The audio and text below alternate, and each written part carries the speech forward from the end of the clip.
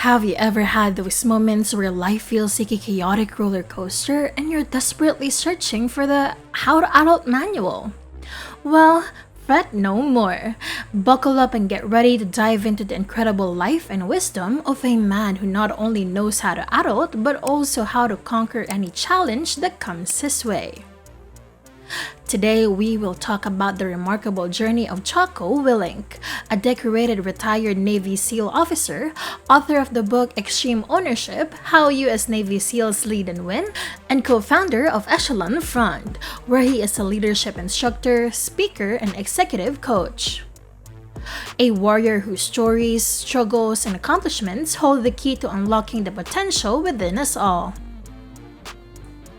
Don't worry about motivation. Motivation is fickle. It comes and goes. It is unreliable, and when you are counting on motivation to get your goals accomplished, you will likely fall short. Jocko Willink, born on September 8, 1971 in Torrington, Connecticut, he was shaped by his childhood experiences. Growing up in a military family, he developed a deep respect for discipline, honor, and service. These values would lay the foundation for his future endeavors.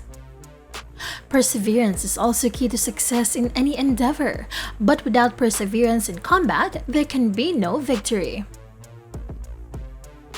Even at a young age, Jocko displayed a relentless drive for excellence, pushing himself physically and mentally in various pursuits. His competitive spirit, coupled with a thirst for knowledge, drove him to seek new challenges. Being a kid's not easy. You're transforming and becoming a human being. At some point, you have everyone taking care of you, and then all of a sudden, you're out in the world. Jocko's path led him to the United States Navy, where he served for 20 years as a Navy SEAL officer. His combat experience in some of the world's most challenging environments tested his leadership skills and forged his indomitable spirit. Discipline starts every day when the first alarm clock goes off in the morning. I say first alarm clock because I have three, as I was taught by one of the most feared and respected instructors in SEAL training: one electric, one battery powered, one wind up. Jocko's time in the SEAL team saw him rise through the ranks, ultimately commanding SEAL Team 3's Task Unit Bruiser during the Battle of Ramadi in Iraq. It was here that he faced his most daunting challenge yet, leading his team in the midst of intense urban warfare. They didn't have to jump for joy at the thought of fighting alongside Iraqi soldiers on a dangerous battlefield, but they did have to understand why they were doing it so that they could believe in the mission. Extreme ownership. In his countless battles, he developed his own personality that led him and his men to success and safely go home after the war. Jocko's leadership philosophy, known as extreme ownership, became a cornerstone of his success. His belief that leaders must take full responsibility for their team's actions and outcomes resonated deeply, both within the military and the business world. Let's explore some of the highlights of this transformative work. Ownership mentality.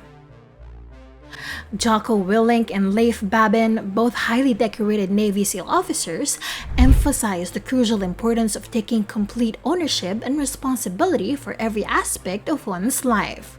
They argue that by adapting an ownership mentality, individuals can seize control of their circumstances and create positive change. Jocko Willink was in Ramadi, Iraq as a SEAL Task Unit commander when his unit was met with heavy fire from what was assumed to be the Mujahideen, or enemy insurgents. But as it turned out, it wasn't the Mujahideen at all. It was another SEAL unit, and in the chaos of the friendly fire, a soldier lost his life. As the ranking officer in the operation, there was only one thing Willink was certain of: everything that went wrong was his responsibility. And guess what? By taking ownership of this horrible event, he actually saved his job. That's because his superiors knew what lots of business leaders don't. Every leader makes mistakes, but only the good ones take responsibility for them. That's why he was allowed to keep command of his unit. Instead of berating or reprimanding the subordinate, Willink used this as an opportunity to teach a valuable lesson. He explained how every member of the team must take ownership of their actions and decisions, regardless of their rank or position. By fostering an ownership mentality with the team, he created an environment where individuals felt empowered to learn from their mistakes and take proactive measures to prevent them in the future. This example demonstrates the core principle of ownership mentality, acknowledging responsibility and refusing to pass the blame. It shows how leaders can cultivate a culture of accountability, encouraging their team members to take ownership of their actions and learn from both successes and failures. By embracing ownership, individuals become proactive problem solvers, committed to achieving the shared mission and driving positive change. The dichotomy of leadership. Willink and Babin explore the balance between opposing leadership styles, emphasizing the need to find the middle ground. They highlight how leaders must be both aggressive and disciplined, humble yet confident, and strategic while adaptable. The book teaches readers how to navigate this dichotomy and make effective leadership decisions. During an operation, Willink and Babin found themselves confronted with a highly dangerous and unpredictable enemy force. Initially, they took an aggressive approach, aiming to overpower the enemy through sheer force. However, this approach led to increased casualties and limited progress. Recognizing the need to adjust their strategy, Willink and Babin shifted gears. They embraced a more disciplined and calculated approach, focusing on intelligence and gathering, careful planning, and precision execution. They realized that a balance of aggression and discipline was necessary to achieve their objectives while minimizing risk. A leader's primary responsibility is to inspire individuals to willingly listen, support, and carry out plans. It is not impossible to force people to listen or execute tasks. While coercion might work temporarily for simple tasks, it is insufficient to bring about lasting change or motivate people to achieve something that is truly complex, challenging, or hazardous. True leadership involves guiding and influencing others, inspiring them to take ownership and willingly commit to the desired goals and objectives. There are no bad units, only bad officers. Leadership is the single biggest factor in any team's performance. Whether a team succeeds or fails is up to the leader. The leader's attitude sets the tone for the entire team. When a strong leader is temporarily removed from a team, performance continues to improve. To successfully execute your mission, understand its importance.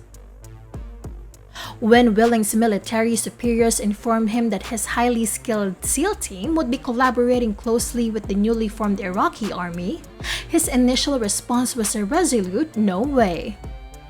He held the belief that the Iraqis had inadequate training, insufficient equipment, and occasional disloyalty towards their American allies. However, despite his reservations, he chose to remain silent and refrained from expressing his negative sentiments to his team. The question arises, why did he do so? Willink chose to keep his negative feelings to himself for several reasons. Firstly, as a leader, he understood the importance of unity and cohesion with the team. Expressing his doubts and reservations about the Iraqi army could have had a detrimental effect on the morale and confidence of his own team.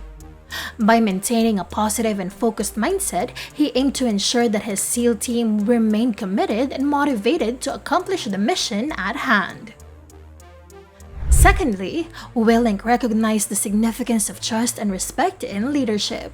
Openly criticizing the capabilities of the Iraqi army, especially in front of his own team, could have eroded the trust and respect they had for him as their leader.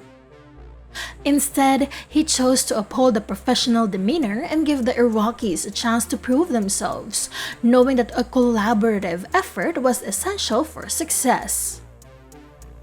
Additionally, Willink understood the importance of adapting to the circumstances and making the best out of the situation. While he may have held reservations about the capabilities of the Iraqi army, he recognized that they were allies in this mission. By focusing on their strengths and finding ways to work together effectively, he aimed to maximize the chances of mission success. Jocko's book, Extreme Ownership: How U.S. Navy SEALs Lead and Win, co-authored with Leif Babin, became a bestseller, spreading his powerful leadership principles far beyond the battlefield. Through captivating stories and practical advice, Jocko inspired countless individuals and organizations to embrace ownership and accountability. If you are new here, hello and welcome to Motivation Matters Most. Here in this channel, we talk about self-improvement and motivation with different stories to go along with it in order for you to find success in life. If this is something you're into, consider hitting the subscribe button and ring the bell icon so you can be updated on our next upload. And remember, the more you practice, the better you get, the more freedom you have to create. See you!